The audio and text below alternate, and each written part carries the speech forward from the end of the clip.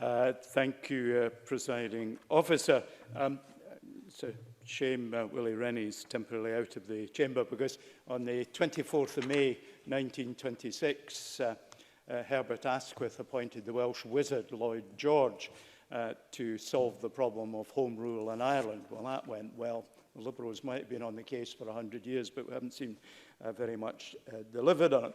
However, one of the first things I'd like to say is that if my time as a minister 10 years and more ago taught me anything, it's that the jurisdictions in these islands can work together very well when they require to do so. There are actually arrangements that existed in my ministerial responsibilities where I did actually have the right of veto, exercised responsibly on one occasion, and you never heard about it in Parliament because you didn't need to.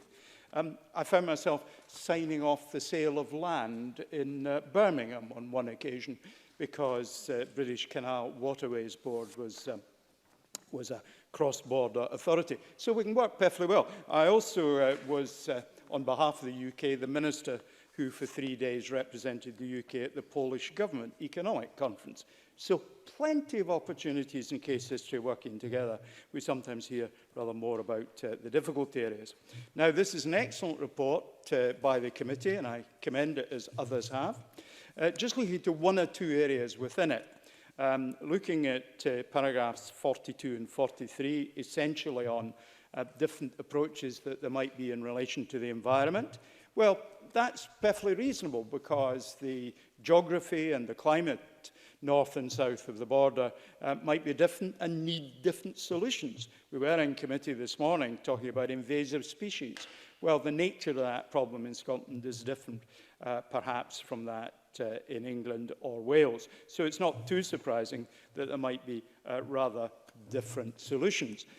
We've heard quite a lot from various colleagues across the Parliament on all political persuasions about the role for Parliament, and I broadly agree with the way that Murdo Fraser characterised the need.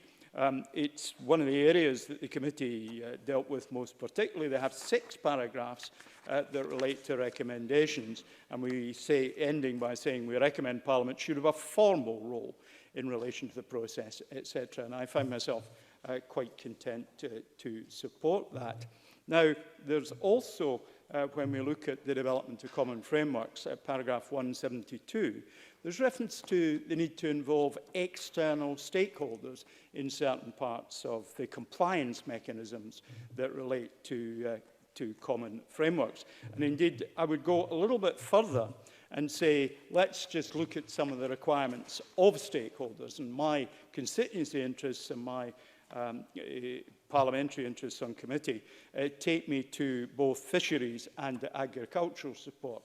And perhaps dealing with agricultural support first, it's not surprising that we need to have different implementations of the EU common framework, and would expect to have different implementations of a UK-wide common framework.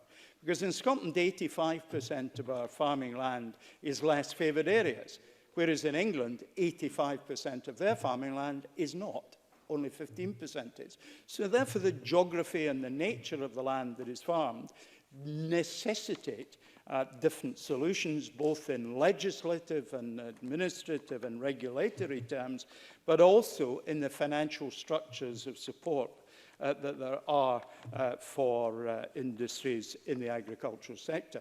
On fisheries, well, we have the Sea of Opportunity. I led a debate on that in this subject not long after the 2016 referendum, where we're clearly going to be in a position where we've got the opportunity, or if we depart the common fisheries policy, of controlling what goes out to 200 miles. But we can't forget that Scottish registered fishing boats will fish in other nations' waters, in English waters, Norwegian waters, and elsewhere.